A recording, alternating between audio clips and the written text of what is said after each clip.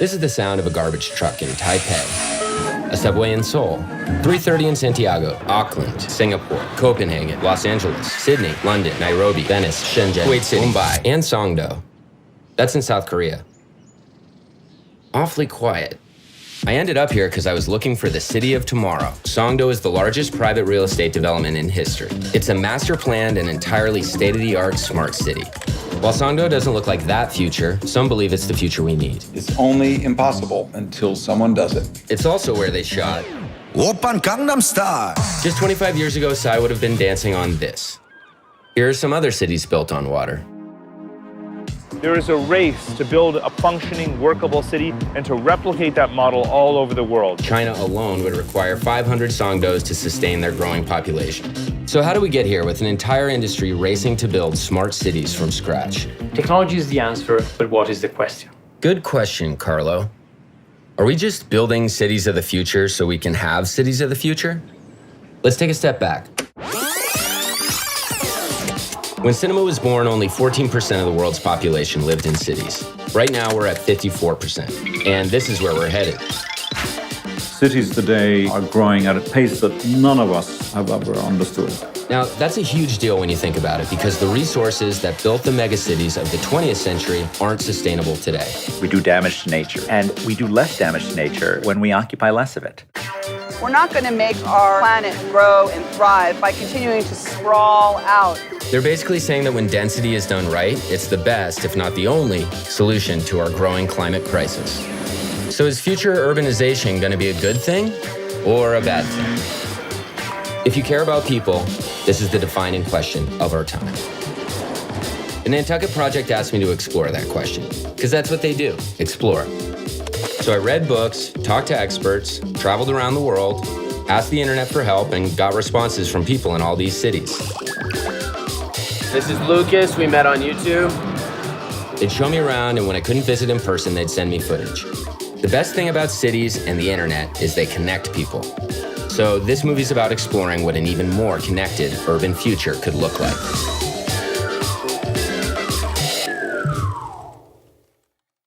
There is a renaissance in the city, and I'm honored to be a participant in the Detroit story. That was Mayor Jerome Kavanaugh making a bid for the 1968 Olympics. 50 years later, population still in decline, Detroit went bankrupt. In 2014, we had the water shutoffs in Detroit. Thousands of homes lost water due to shutoffs. And I wanted to focus on helping resolve that. So I created an application called City Water that's gonna give Detroit residents their water usage in real time.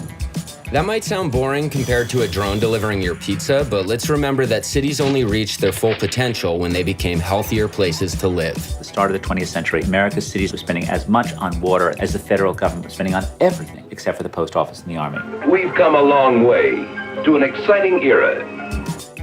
This is Abbas. He saw my video announcing the project and wanted to make sure his city made the cut. I was born here, and I'm really passionate about bringing the city back to the point it was. We're no Silicon Valley, but we're trying to become a city that brings tools and brings solutions and brings jobs back. Detroit is his company's first client. That means they're using data to prevent this kind of thing. When the citizens say, I don't need to have a smart city, but whatever new innovation it comes, if it helps me, I'm gonna embrace it. And it's really encouraging just the fact that the city is willing to do a project like this. And we're hoping to launch that in January of 2017 and take that to other cities across the country. Because cities inherently just don't compete with each other, there's a huge opportunity to collaborate with other cities. We could take the best practices in sustainable urbanization and spread them around the world as quickly as possible. That is the promise of the 21st century of urbanization. It's easy to imagine adopting Abbas's app in Santiago. And Los Angeles is a city that's never taken water for granted. Well, what can we do? The rest of the city needs drinking water. Water again.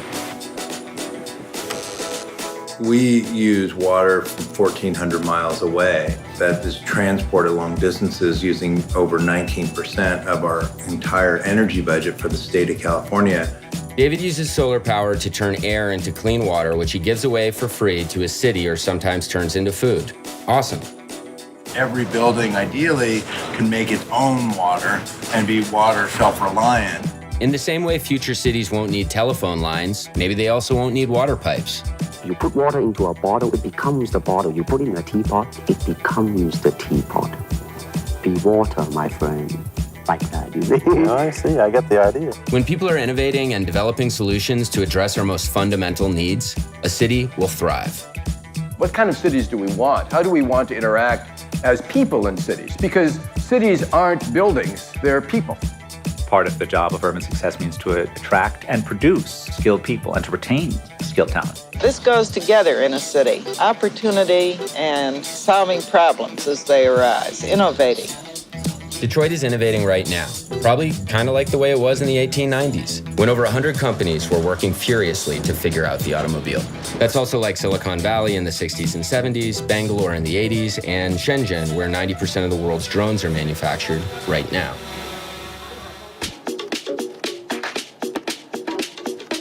There's at least 26% of the technology from Silicon Valley actually come from Shenzhen. Cities are more complicated than the headlines they make on the other side of the world.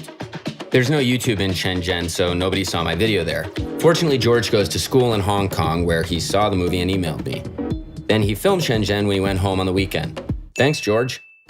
Like Songdo, Shenzhen was not a city 25 years ago. And like many other cities, they built giant American-style highways. Currently, the U.S. has policies that we're using general tax revenues to fund highways. We're basically subsidizing people to drive. And that's why it's cheaper to drive to the grocery store to buy blueberries from 4,000 miles away than it is to walk over to the farmer's market and buy local. Can you tell I'm eating blueberries? You can tell you're eating what you got. Okay, cool. Our subsidies and policies encourage bad habits, but the false message we send globally is that big highways solve problems. Transportation's been a very sleepy field for 50 years. You're starting to see people rethink what our streets are about and who they're for. Now cities are spending money getting rid of highways, confirming that more transportation choices and less parking are often the best ways to fight traffic and congestion. This used to be a motorway, now it's a public space. So you got green space, shade, clean water, natural cooler temperature in the area, and sure enough, traffic got better. Seoul is turning another highway into a path for people. Paris is going full pedestrian along the Seine. In Singapore, where they just debuted a self-driving taxi, they're also building a city with no cars. Same thing in Mannheim, Germany. Which, ironically, is where this guy invented the first car. The future of our cities is about people. That really does mean focusing on public transportation and providing choices for how people get around. The number one factor that determines whether someone can escape poverty, you would think it'd be like crime rates or school, it's commute time. When walking, cycling, and public transportation are the fastest ways to move, nobody feels like a second-class citizen for not owning a car. That's going to be the secret sauce for cities in the 21st century. Check out all these Metro cards. That last one's from Singapore, where I didn't meet a single person who owns a car. It's hard to beat the Singaporeans. In Singapore, a Toyota Corolla costs 140 grand, and the government only lets you lease it for 10 years. The fact that they embrace having something that actually charges people for the social cost of their driving is a policy that basically all crowded cities should be embracing. In Santiago, you can get around in this electric rickshaw for free. The design came from China. Let's go back there.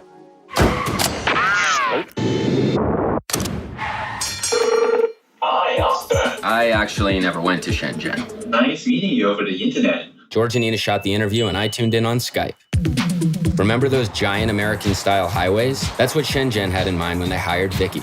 We proposed to them a very different idea. Instead of increasing the highway, we reduce it. And then we prepared for a city where people can actually use more high-speed self-driving car. People can actually use drones to deliver daily grocery.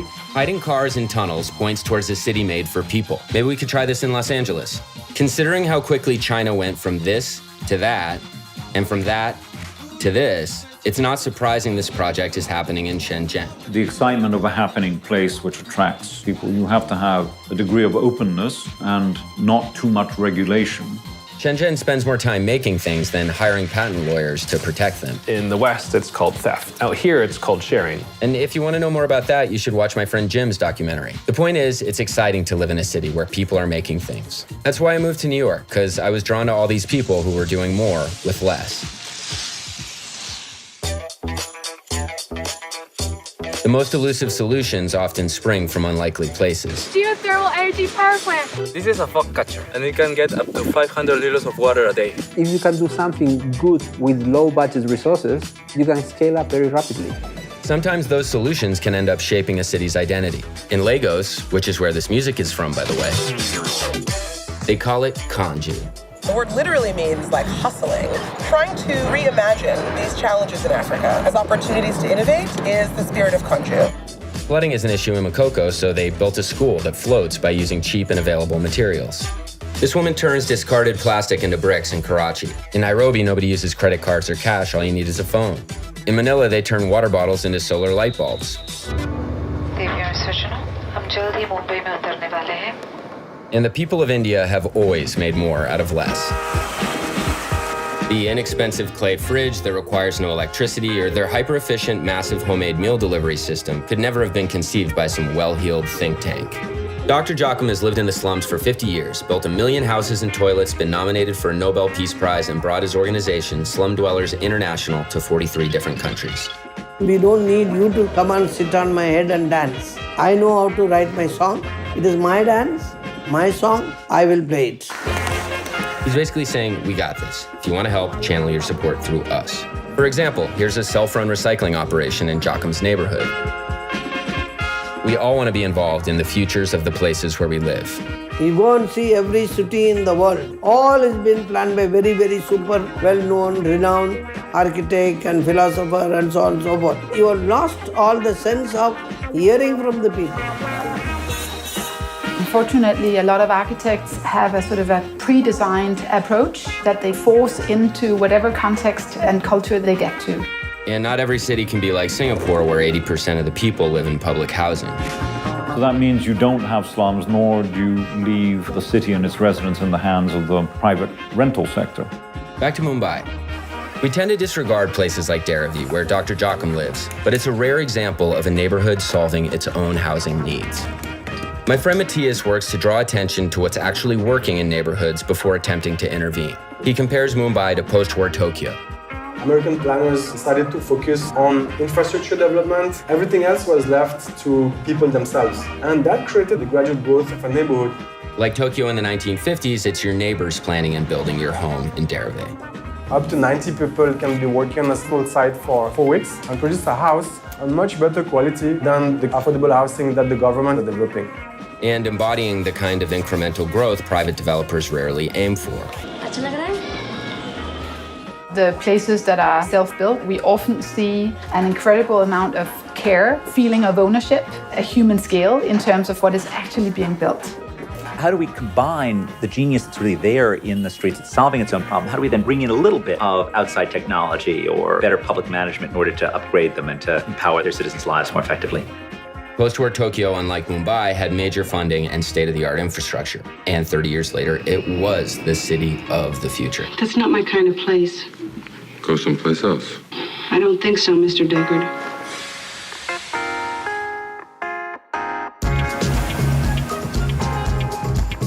Around the same time that Tokyo was booming, Copenhagen was struggling. In the 70s, we had a couple of energy crises. People started to fight for getting better bicycle infrastructure, and the city gradually started developing that mobility system. In many ways, it is Copenhageners who have wanted to get their city back. Denmark's capital insists on citizen-driven change. I think part of Copenhagen's success is that they've had a very incremental approach to the urban development. Instead of having this giant master plan, they've tested and tried out different solutions. Low-rise, mixed-use neighborhoods, great public space, clean water. This new power plant turns waste into clean energy. And it's a ski slope.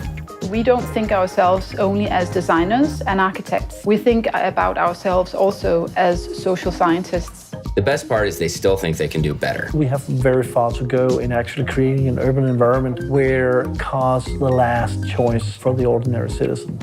If you buy a car in Denmark, you pay 150% tax. It doesn't matter if it's electric. Destination, please. I'm super excited about self-driving cars, but without good planning and policy, we might just end up being more comfortable sitting in traffic jams. For a collection of microprocessors, you're awfully touchy. Of course, it's possible to make any city around the world a good bicycle city. And the more we get public transit, the more room there'll be for one of the very best kinds, bicycles. You could start with getting more people mobilized on foot and on bicycle, and it's